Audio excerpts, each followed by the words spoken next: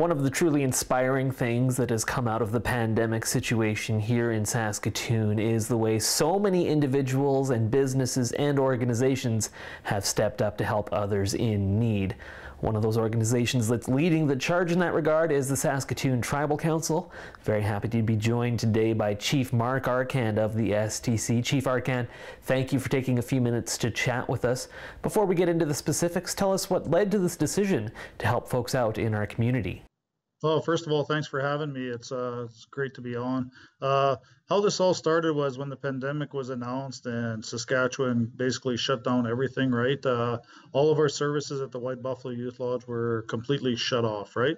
So we figured out, we've had families that we've been working with numerous years, and just that's been growing each and every day.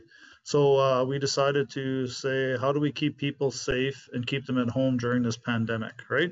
Because that's the only way to stop this virus from moving on and getting people sick and infected and having to overwhelm the health system and healthcare and stuff like that. So we decided to, deliver food to the families. So we created an online registration form for anybody to actually apply, tell us, a series of questions, where they live, what's the best way to contact them, how many people in your household, where were you getting these services from, etc. Right? So we kind of created a database. And out of that, we started out with about 300 plus meals for lunch and for supper. So we're doing about 600 meals a day, 5 days a week, right? So that's pretty significant. But since then, as of last week, we are up to 430 households, addresses, which equal to be about 1,460 people, children, families, elderly people in need, right? So I kind of felt bad because we weren't hitting everybody, right? Because they took the time to fill out the application, do this kind of stuff and say, hey, we need supports. And this would stop them from leaving their homes, going out in public, going to the food bank, going to the Friendship Inn, which they do a great job as well.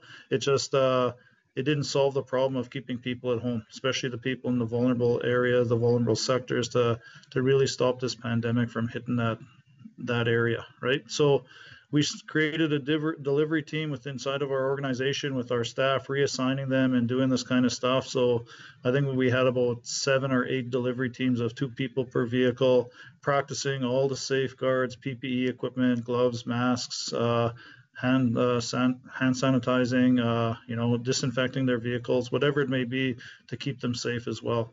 And we've had a lot of people step up. And from there, I can honestly say this week, Monday, we are up to 480 households. And now the number is around 1,600 people, right? So we're status blind. Majority is First Nations people. We get that, Indigenous people, but we're here to help everybody. I've talked to some of our delivery drivers. They're actually being stopped on the road when they see the White Buffalo Youth Lodge van and saying, hey, we heard you're delivering food. Can we get a bag of lunch? And we're trying to help those people as well, because it's hard to turn people away at this time. And there's a lot of homeless people, right? There's a lot of homeless people that are needing service as well. So we're providing lunches to them as well. So right now, our goal as of today, we've secured a 4th kitchen. We had 3 kitchens running, doing the 600 meals a day, which was the White Buffalo Youth Lodge, Scion, our secondary office. And then we had one of our partners step up, Saskatoon Wildlife Federation, and they offered their kitchen, in-kind staff to do making sandwiches, stuff like that. Then we had more partners come in. The Saskatoon Public Schools have offered up Mount Royal Collegiate, their commercial kitchen. They've offered 30 staff, 10 per day to do cooking and that. So we've kind of split up the meals. So they're taking care of the suppers, we're taking care of the lunches, and we're averaging probably today about 1,500 meals per lunch and 1,500 meals per supper. Food is, of course, the main thing people think of when they think of folks running short on things, but there are other necessities, and we don't want people going to stores for any reason. So you guys have actually gone beyond just delivering food products. We've had tremendous support from the city, from all of our partners, whether it's private donors. People are dropping off women's products, children's activities, whatever, anything helps, because we can just deliver to the families.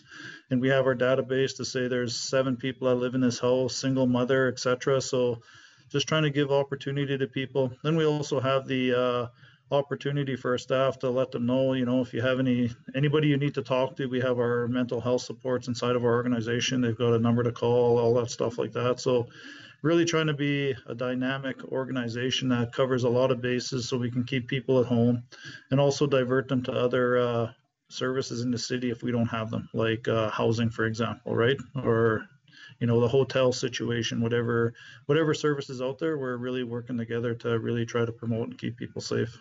This sounds like a huge undertaking. Just from a logistical standpoint, how are you making this all happen? Well, we give a lot of credit to my director, Joel LaFond at the White Buffalo Youth Lodge.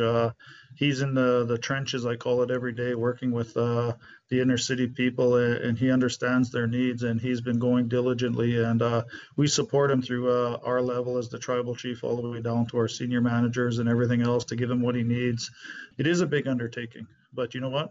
Our people are rolling up their sleeves and they're wanting to help because they know.